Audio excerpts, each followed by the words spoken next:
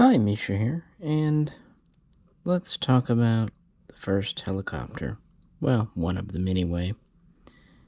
The Bell 47 and its military counterpart, the H-13 Sioux. And we have two 1/72 scale die-cast models here. The one on the left is from De Agostini, and the one on the right is from Mercom. Ostensibly, they say this is from 1953 Korea, and this is from 1965 Vietnam. Take that as you will. They're very similar variants, but slightly different. So the H-13, this goes back to one of Bell's very first helicopter designs, the Bell 30. The prototypes there were evolved into the Bell 47, which first flew on December 8, 1945. And actually, the 47 would become the first commercially certified and available helicopter in 1946, with the first deliveries at the end of that year. Well, the military became interested in 1947. You had the U.S. Army Air Forces, which was at that time turning into the U.S. Air Force. Both the Army and the new Air Force would be interested, as would the U.S. Navy, although the Army and Air Force would lead the way. Their first prototypes were known as the YR-13, Y for pre-production experimental test, R for rotor 13, and the YR-13A, which was a specialized cold weather variant. These were tested, and in 1948, they would order them into production as the H-13, and a short time later, the name Sioux would be applied because, well, this was amongst the very first helicopters in military service, so they were still kind of working out the conventions. Likewise, the Navy would soon adopt a variant as the HTL-1, and as subsequent advancements would occur with Bell, they would go -1, -3, 4, etc. And the Army and Air Force would kind of keep the same letter naming system. For example, Bell had the 47C, 47D. Well, with the H-13, they would keep that. And here we get to the most prolific. In civilian service, it would have been the 47G, and in the military, the H-13G. Introduced in 1953, it had the soap bubble canopy, had kind of the exposed tail. It had skids. Before that, some would have skids, others would have wheels. They kind of standardized with skids here. And they would add a couple of saddle tanks for fuel up top. Otherwise, it's a single engine, single blade, well, two-bladed rotor, but you know what I mean, with a little tail rotor. And depending on the version, it would carry 2 to 4 people. And maximum speed was less than most cars, at only about 105 miles per hour, with a cruise speed of about 85 miles per hour. Although the maximum altitude was quite impressive at over 15,000 feet.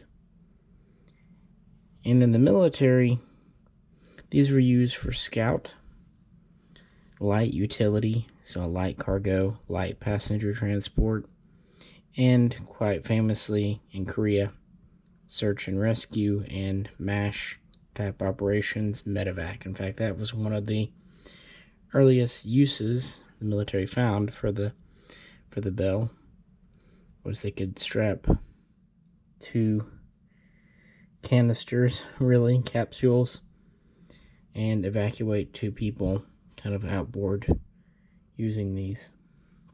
Of course, later helicopters would take this to a much higher level, able to carry dozens of injured people, but it all kind of began here. They also found that they could equip these with a couple of machine guns if necessary, in more of a reconnaissance attack role, but it was never an attack helicopter as such. So yeah, in Korea, they were used as light utility, cargo transport, reconnaissance, medical, and they would continue to field these and even purchase these from Bell. And it would continue on into the early days of the Vietnam War, 1964, 1965. And in that war, it was used for observation and reconnaissance, although it would quickly get replaced in 1966 by the OH-6 from Hughes. But it did serve for a couple of years in Vietnam, and its civilian career was equally distinguished. In fact, Bell would produce these for 3 decades. They would build over 2,400 for military users and over 3,000 more for civilian customers in the 47 versions. And they would be licensed produced in Italy, Britain, Japan, just to name a few. It really was a very successful helicopter, especially considering what an early attempt it was, and a very historical one at that. But as far as these models, the De Agostini is a much better example than the Americum. The Americum doesn't look bad, but it's almost entirely plastic, very light, which is not really surprising considering how thin the construction is. But these also tend to be very delicate, especially how the rotors attach. But the De Agostini is a more logical design, the way the rotors go on. The stand works a lot better, and it is a heavier model. Still not terribly heavy because it's still a small aircraft. In the real world, it's under 32 feet long. So in 172, it's only a few inches. But yeah, the De Agostini just came in, so I thought like doing a little video. Both of them do have rotating rotors, not just the main, but also the tail does rotate. And that's about it for features. I mean, it's a helicopter. What else do you really want? But it's certainly a historical aircraft, and really put Bell at the forefront of helicopters for a couple of decades.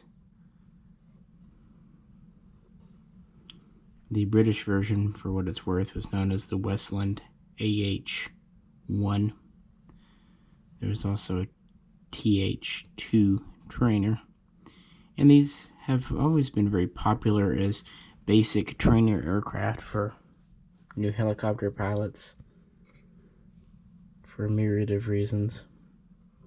But yeah, very identifiable with the Korean War, and also saw quite a bit of use in the first couple of years of Vietnam. So what do you think? It's certainly old school helicopter, that's for sure. With that, this is Misha, and I'll catch you very soon next time.